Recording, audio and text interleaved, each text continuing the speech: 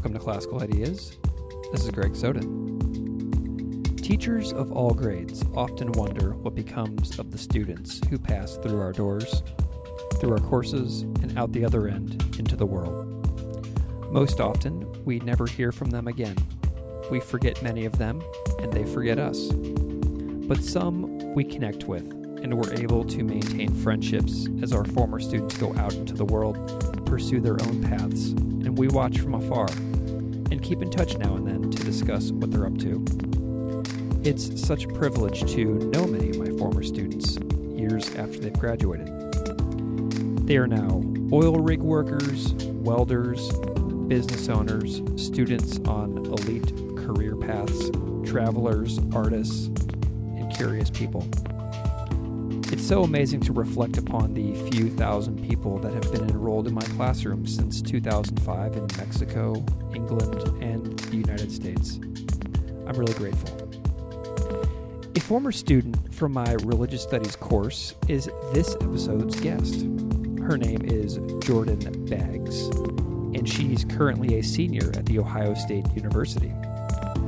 I have loved following Jordan's journey after high school. She has several areas of academic study, notably French, religious studies, and international relations.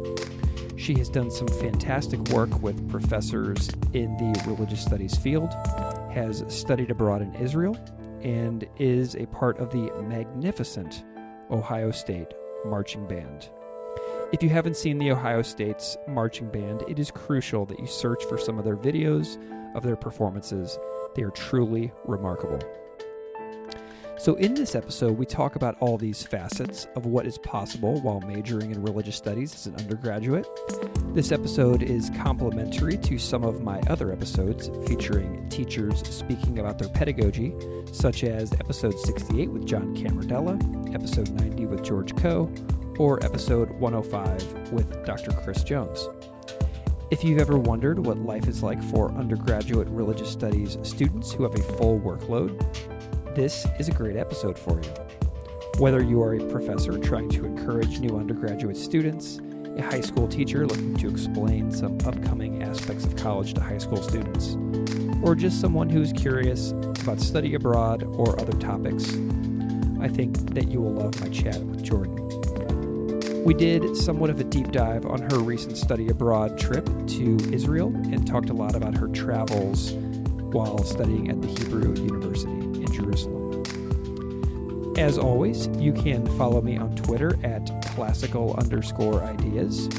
So without further delay, here is my conversation about life as an undergraduate religious studies student with Jordan Baggs from The Ohio State University.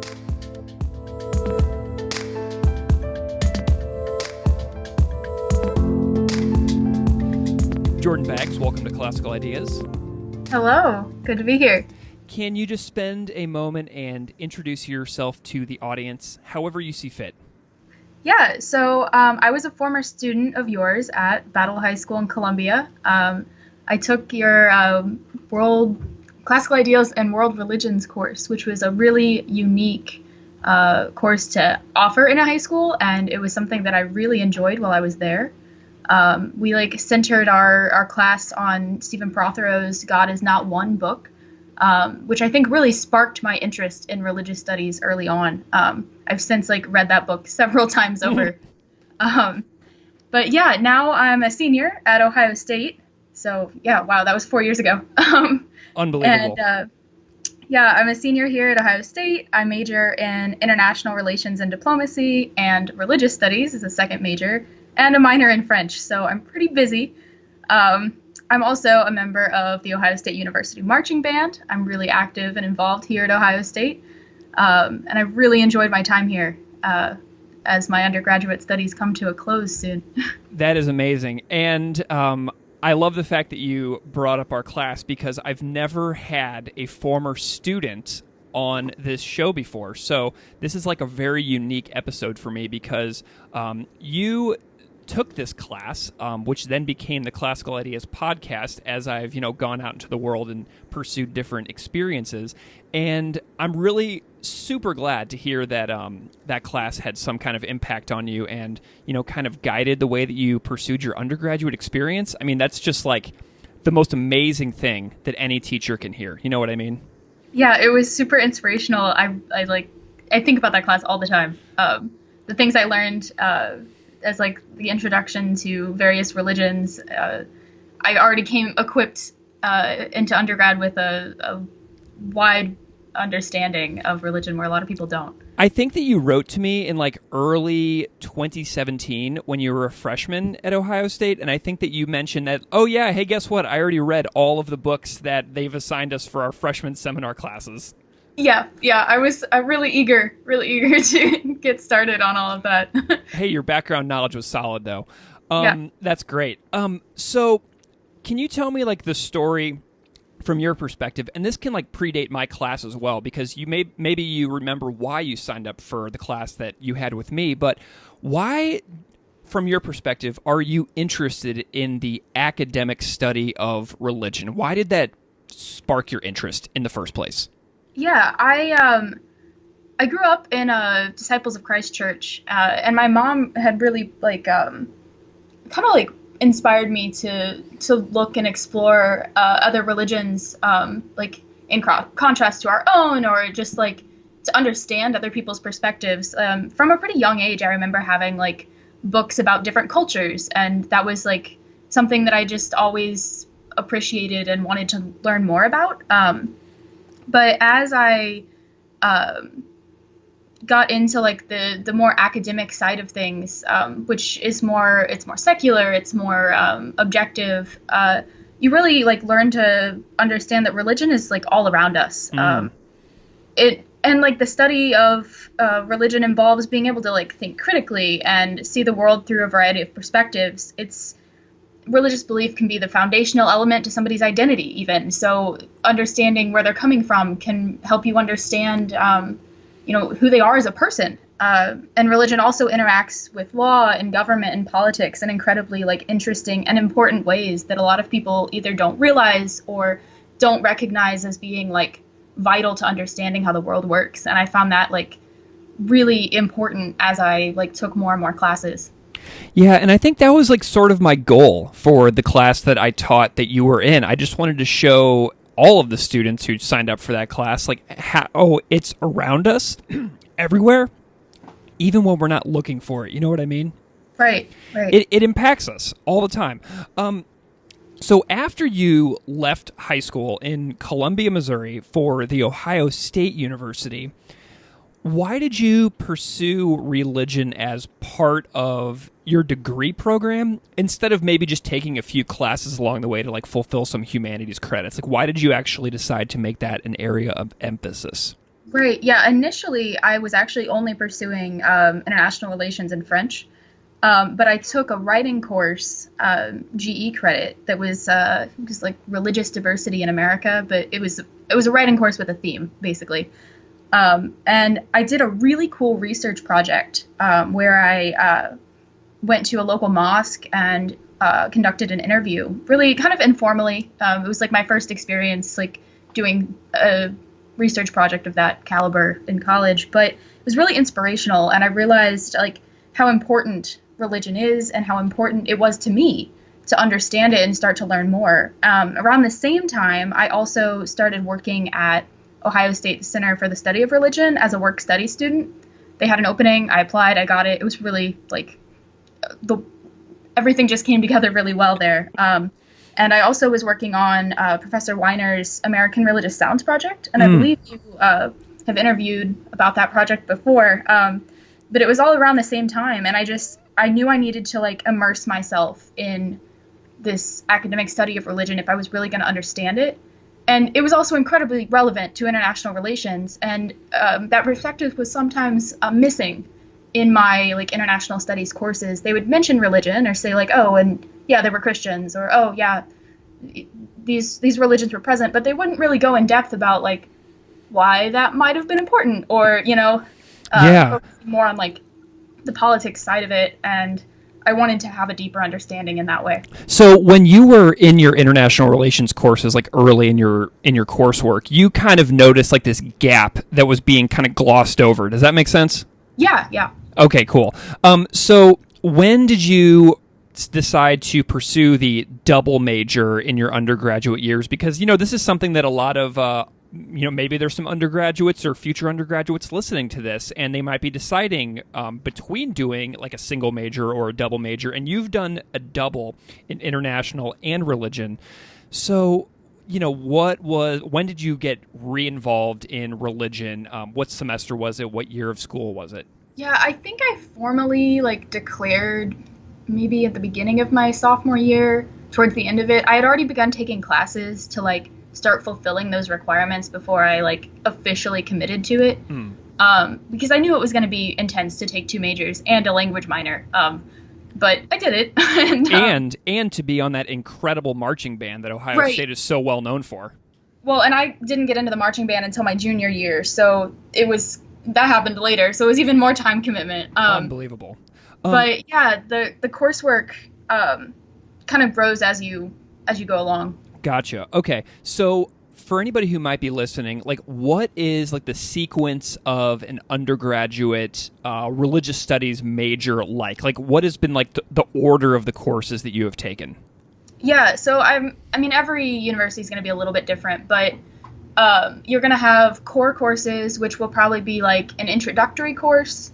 And then maybe an introductory theory course, an upper level theory course, and then a fourth requirement, which can either be here at Ohio State, it's either a senior paper or a senior research project. And then your classes, you'll have several electives to choose from, some of which will be individual religious traditions, so focusing on Christianity in the Middle Ages, or focusing on Sufism, or different traditions like that. And then you'll also have comparative courses which cross different religious traditions. So you'll have religion and law in America, or you'll have women, gender, and sexuality in religion, or courses like that. Okay, what have been the undergraduate courses that you have taken that stand out most in your memory so far? I took a religion and law class actually last spring, which was super interesting, and really got at what I wanted, what I'd kind of been waiting to learn more about in religious studies, because to me the international relations, the law aspects of it are super fascinating. And so that's been a particularly awesome course. And I took a women, gender, and sexuality in religion course, which was also really cool. Learning about women's roles throughout different religious traditions throughout history, learning about how gender roles and norms are perceived through religion and how that's shaped societal values as well. Incredible. And you mentioned earlier the American Religious Sounds Project, whose director is co-director by Dr. Isaac Weiner at Ohio State, and also the Dr. Amy DeRogatis. What has your role been like at the American Religious Sounds Project? What have you done? Because this project is getting a lot of buzz around the country right now, and it's got some amazing grant funding. What have you done there? Yeah, so I was really on it towards the beginning. The buzz really hadn't started yet when I was first hired onto the project. And I did a lot of website metadata categorization, which was something I'd never done before. But it was, I learned a lot about websites and about data logging, but it was to help build this website that future researchers can use, future students, general interested public members of the public can explore and have everything be categorized in the right ways. I did a few field recordings, but mostly I was just in the office, sitting behind a computer screen, really getting some of that groundwork done. Nice. So what is the fieldwork recording process like for the American Religious Sounds Project? Did they just take high quality field recorders and just go to sites where worship of some kind is happening and just record it? How does it go? Yeah, so they get a lot of they have these really awesome handheld microphone recording equipment things, and they will go places where they know religion's going to be. So I think I went to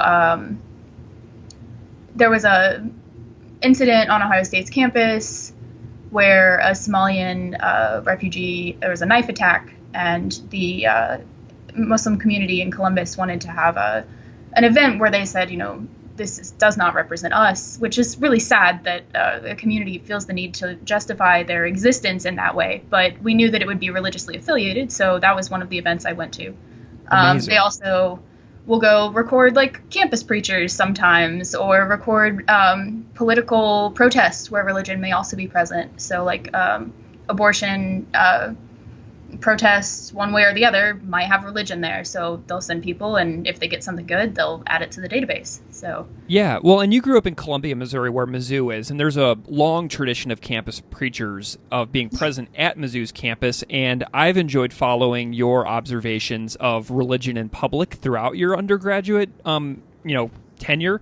Whenever I was your age and I was an undergrad at Mizzou, I would walk through campus and I would see these I would see these preachers on campus, and I didn't really have any sophisticated thoughts about it. But now I feel like because you are so involved in, the religious studies undergraduate program, the Sounds Project, international relations, you took this class with me back in high school, I felt like you are experiencing religion in society in such a different way than I ever would have been capable of whenever I was like 21, 22 years old. So I think that's really amazing. Yeah.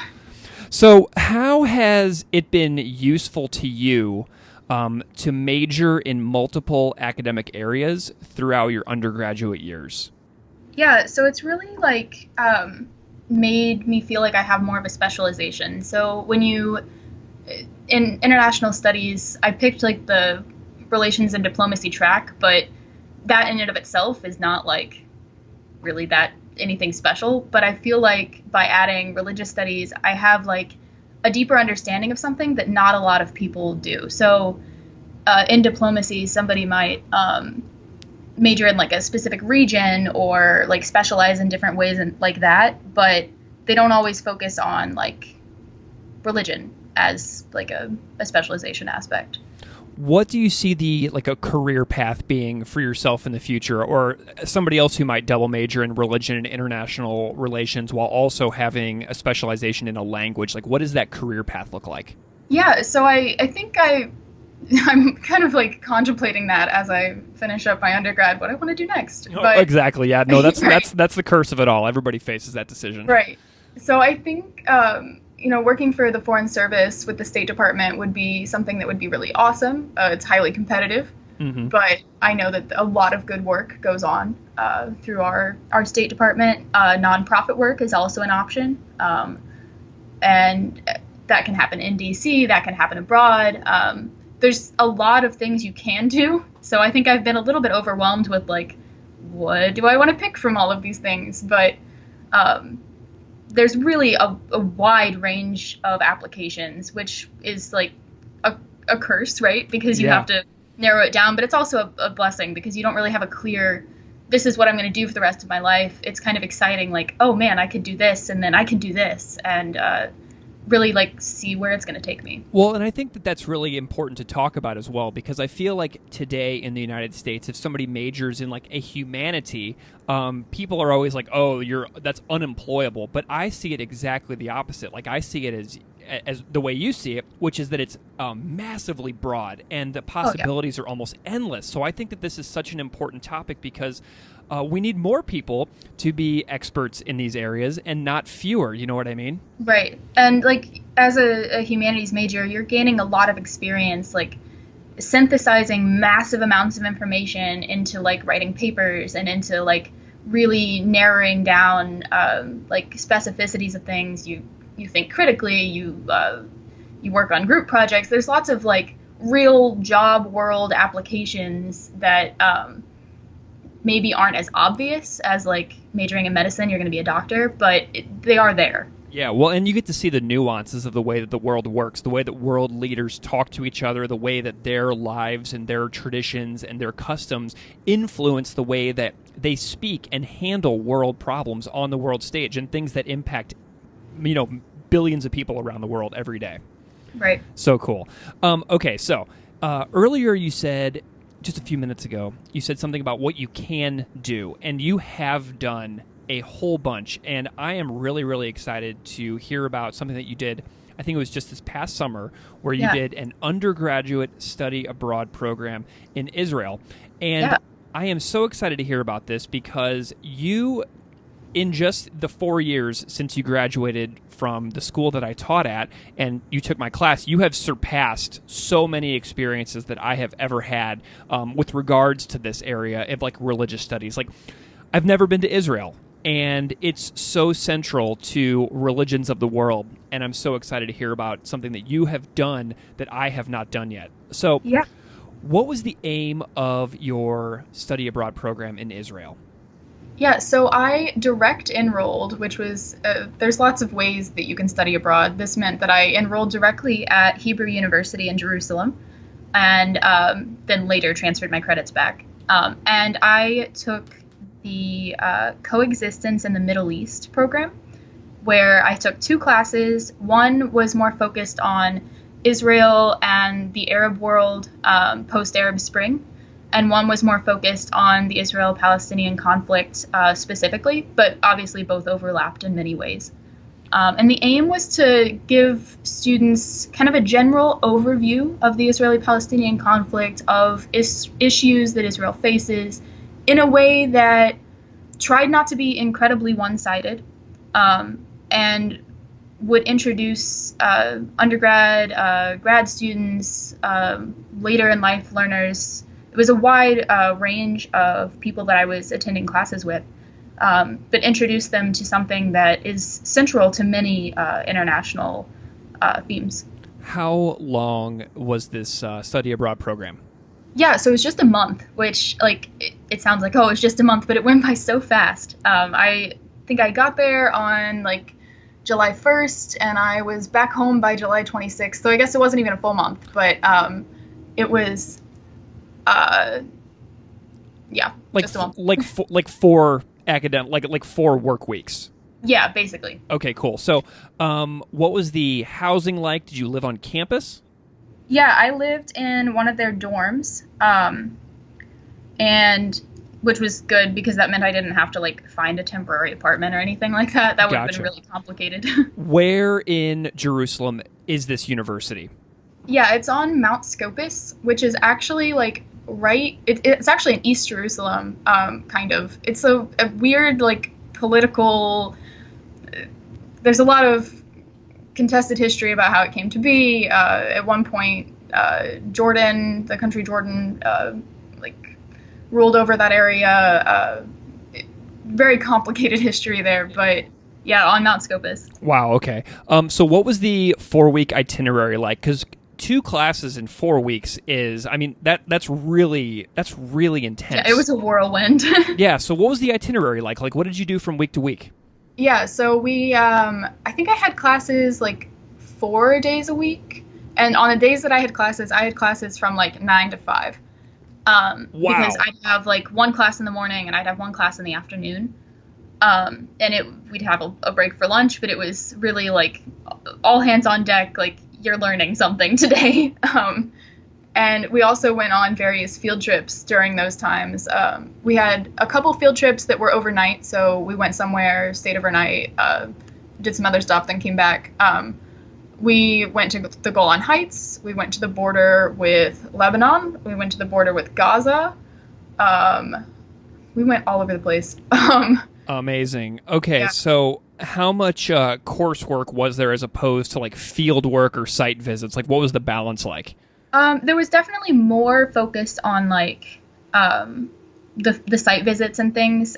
We tried to go to as many places as we could go, but we also had like several like just lecture-y style courses. There were not that many assignments like during the program. I think there were a couple, but most of like your work that you would produce was turned in after the course was over to like put it all together. So I think we had like 2 weeks after getting back home to like submit our final papers, which were pretty intense papers, and a majority of our grade was the paper.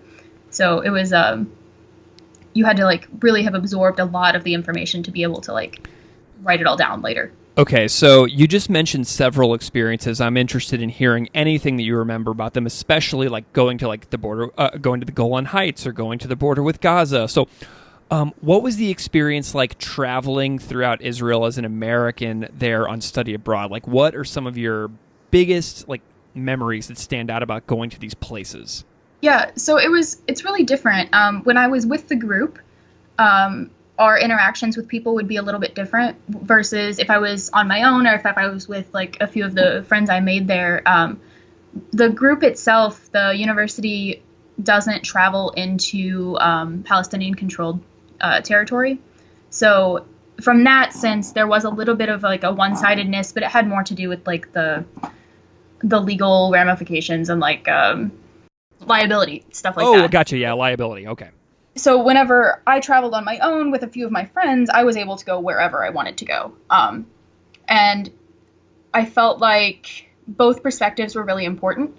And as an American, sometimes it felt, if I was in a Palestinian place, like I went to Ramallah, and I also went to Hebron. And if I said I was an American, it was really interesting because people would automatically assume I must not be a Trump supporter because I was there. And that was like it was a fun interaction to have with people. And I guess to a certain extent, it's a little bit true because there is like a sense of security and safety. Like there were times I was like, oh, I wonder if I should actually be here, but nothing happened, and I felt like I got a broad understanding of the region, not just through my classes, but also through exploring on my own. And I feel like classmates of mine who maybe didn't explore as much didn't necessarily get the full experience like I did. How did you get to Hebron? What was the process like of going, through checkpoints and actually getting to Hebron itself? Yeah, so I went on a tour because it's like a better way to experience it. You also have a group security kind of aspect as well. There is a tour called Breaking the Silence that I really wanted to go on, but they only do it once a month, and I missed the deadline for that one. So I actually went. One of the Abraham hostels in Jerusalem has like a really wide range of tours that they offer, and it was called the Two Perspectives. So when we were on like the Israeli side, if you will, of Hebron, we had Jewish Israeli tour guide, and then when we went to the Palestinian side, we had a Palestinian tour guide. Oh, and interesting. Both had very different things to say about the realities of Hebron, but it gave you the chance to like ask questions to both sides and like form your own opinions about things. How was the relation between the two tour guides? Like whenever they transferred you over, like were they like, "Hey, how's it going? Good to see you. Like here's the group, and I'll see you whenever you drop them back off." Yeah, so they'd been doing this program for a while, and that was something we asked them, like, hey, like, how did you establish these relationships? And they said, like, towards the beginning, it was really tense because there are a lot of like things they just don't see eye to eye on. But they're doing a job, they're getting paid for it, and like over time, they've built a little bit better of a relationship, like communicating and coordinating things, but not really necessarily understanding, but maybe respecting each other's opinions in some ways. Fantastic. What were some of the most significant historical sites? Because there's so much. There's like Masada, and there's like important graves, and then there's like Mount of Olives, and like there's all these places that are like so historically significant that people all over the world know about but have never gotten to see. So what are some of the major sites that you were able to take in, and how did that feel? Yeah, it was like every day I got to do something like new and more exciting. Yeah, I went to Masada and watched the sunrise. That was amazing. Like, I will never forget that sunrise. I took a picture of it and put it on a canvas in my room because it was so cool. Amazing. And then I also went to the Church of the Holy Sepulchre. I went to the Western Wall. I went to the Temple Mount. I went to, I was all over the place. What was the process of visiting Temple Mount? What did you have to do to go up there? Yeah, so I actually just like Googled it, like how to visit the Temple Mount, right? That was like most of when I was exploring on my own, Googling it seemed to have most of the answers. Yeah. And I knew I needed to dress modestly, but I'd been dressing modestly throughout my whole time in the country because I felt like it helped me blend in a little bit better. If you were wearing shorts, people could peg you as a tourist pretty much right away. Gotcha. So I was wearing skirts and long pants already. But yeah, there's only certain hours that non-Muslims can visit because other times are prayer times. And you go up through, there's like a ramp kind of thing over, if you see a picture of the Western Wall, the like wooden ramp is how you non-Muslims get up to the Temple Mount. And yeah, you just go through like airport style security. There's airport style security like all over the country. So at that point, it was just kind of like a norm that I had like gotten used to. Like they x-ray your bag, you go through a metal detector. All right, good to go. And then they have people making sure like, are you covered up properly? And I remember there was one moment, really like ironic in certain ways, but like an example of interreligious contact. As I had just like gotten up to the top, I saw a group of nuns behind me, and they were told they had to put on longer skirts. Oh my goodness! Because their ankles were showing, and you know, like that's a standard that you need to meet as a woman or as a man. You need to be dressed really modestly, so they had to borrow skirts to cover themselves up. And I just remember thinking, like, wow, this is only here maybe would I see something like this, and it was really like funny but interesting, and could be explored in many different ways. Back whenever you were in my class 4 years ago, I spent, I guess, about 2 weeks in class, where we would study the history of Israel and Palestine, and that was one of the, one of the units that I felt most highly about throughout the course of the entire school year. And now you have been there. Yeah. So what was your observation of the complexities of being in the nation and territories, and of especially of like going to like what is one day to become a sovereign Palestinian state? How did you see that after actually going there and being there? Right. Before I left, I was really anxious because I didn't know what to expect. I knew like this place could be kind of dangerous. Like, I don't really speak any Hebrew. I don't really speak any Arabic, but I got English and I got French. Maybe that'll help.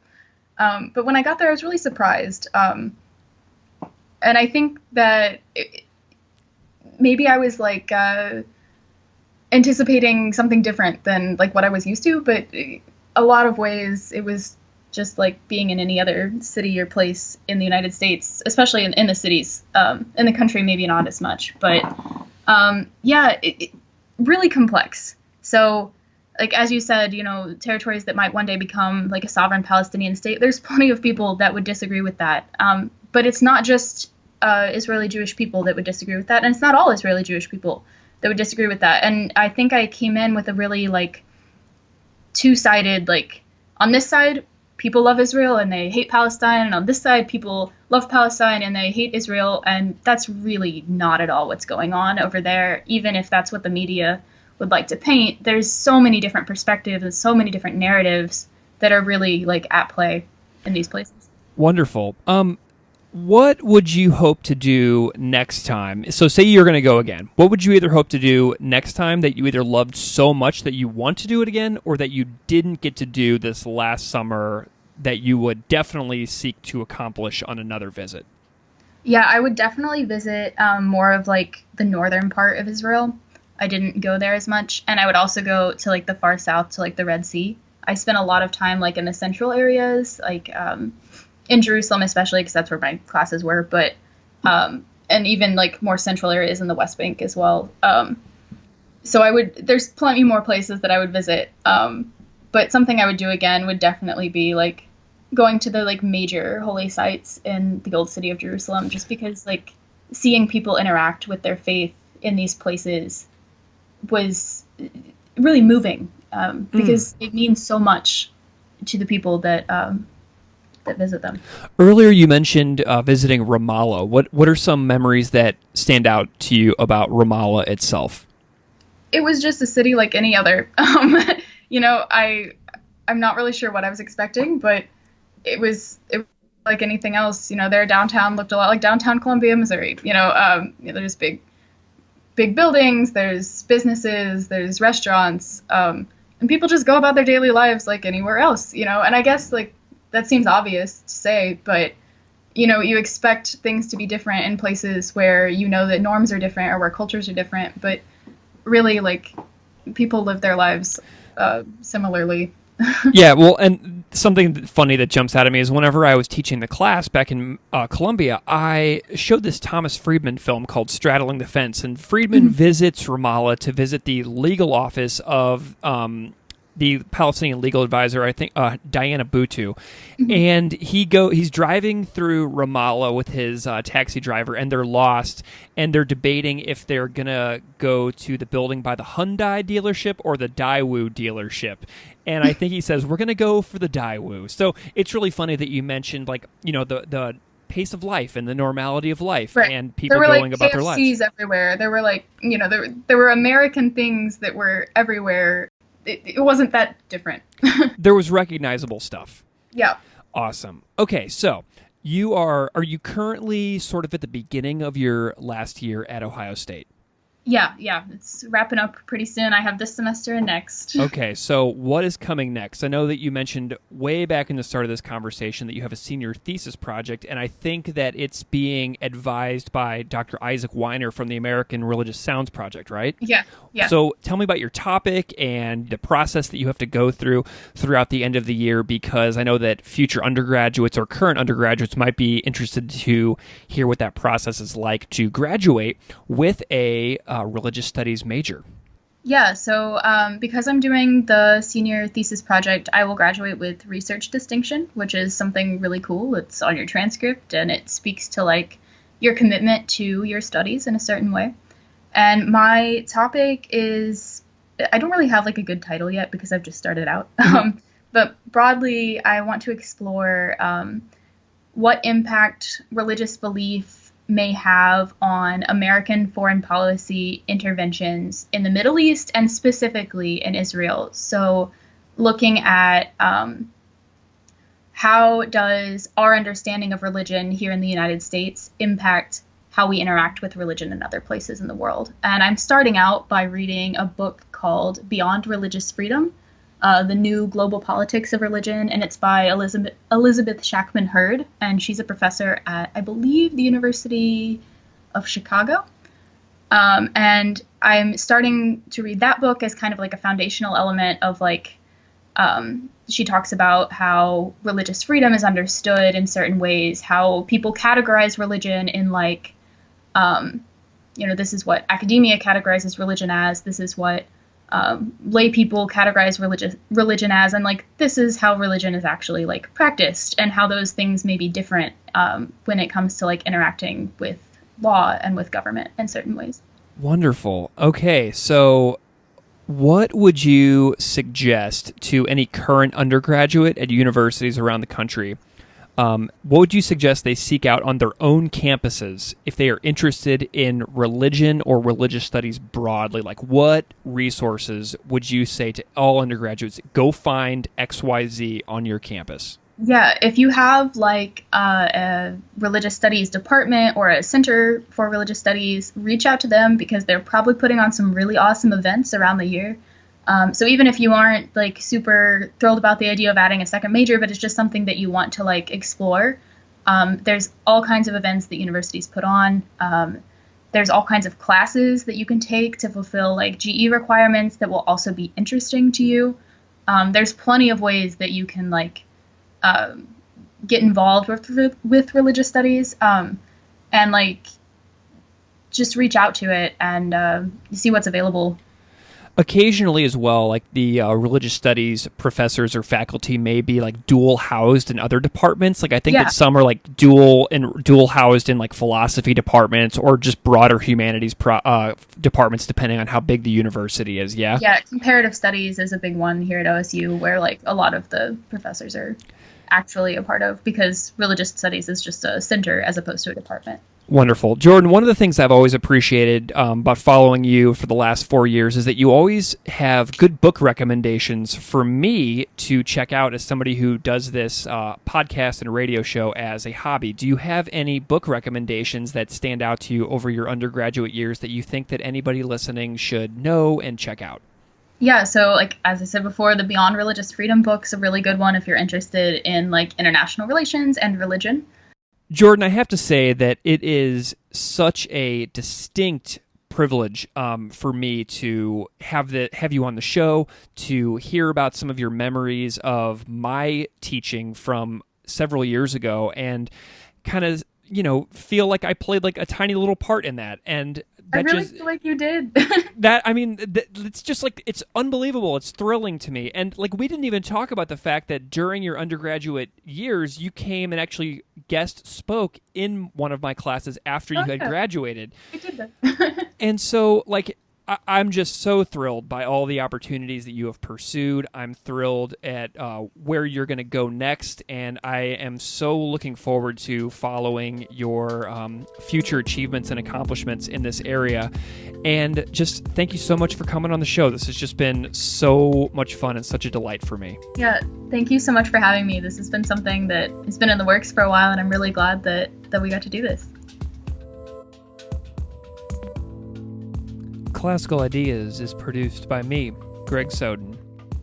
Music on Classical Ideas is composed and performed by Derek Strybig. You can find his music at www.wearewarmmusic.com. If you like this show, please rate it on iTunes, Stitcher, or wherever you get your podcasts. You can email me at classicalideas@outlook.com. Or find me on Patreon at patreon.com/classicalideaspodcast. Thanks so much for listening.